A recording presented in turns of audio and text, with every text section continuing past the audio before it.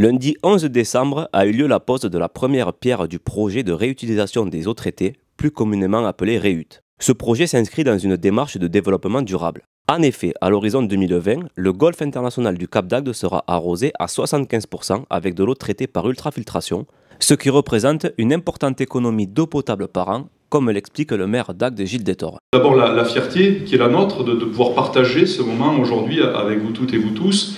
D'abord parce que vous l'avez rappelé, monsieur le directeur, c'était en effet un dossier que nous avions imaginé depuis très longtemps.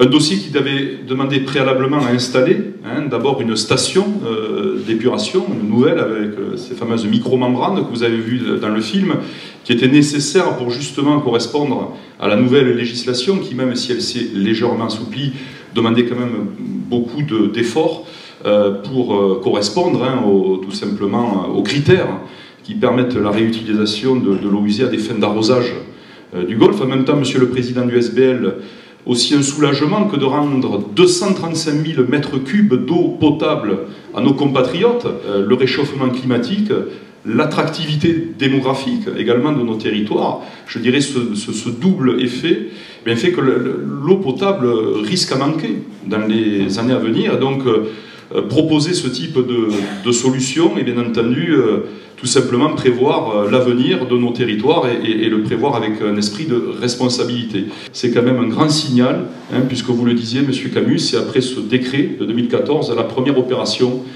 qui va se mener sur le territoire national. Et donc nous espérons encore une fois que ce ne sera pas la dernière. Je vous remercie.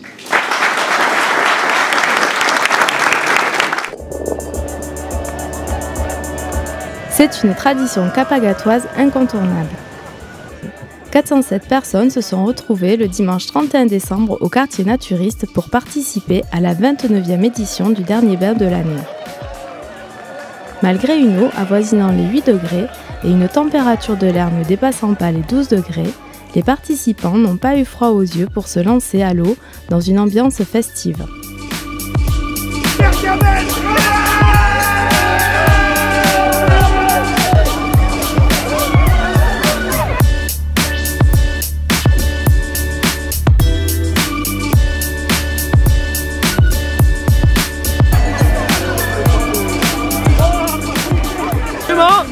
La était bonne, mais froide et vivifiante. C'est quand même meilleur dehors, mais franchement ça va. C'est sympa à faire. Nous on vient de Belgique, alors voilà. Le rendez-vous est d'ores et déjà pris l'année prochaine pour le 30e anniversaire.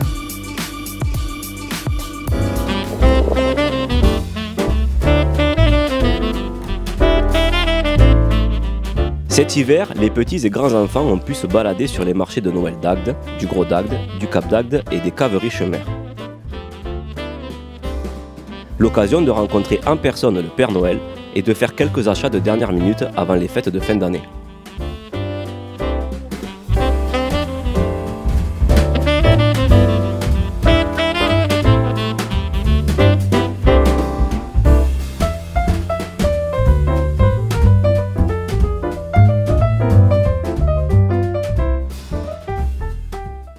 Le 21 décembre dernier, le maire d'Agde, Gilles Détor, a inauguré la voie douce reliant la piste cyclable de la route de Sète au Cap d'Agde. On pourra relier sans difficulté, sans insécurité, Marseillan à Agde, en admirant quand même les paysages que vous entretenez, l'ADENA.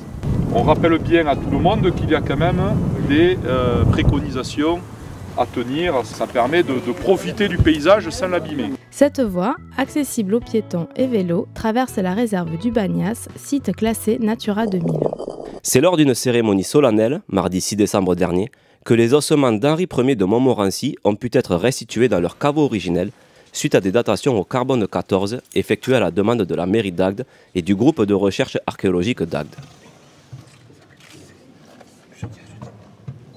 Elles ont par la suite été étayées à l'aide d'une reconstitution 3D du visage par Lionel Sabatier, chirurgien dentiste, qui a confirmé l'appartenance des ossements à Henri Ier de Montmorency.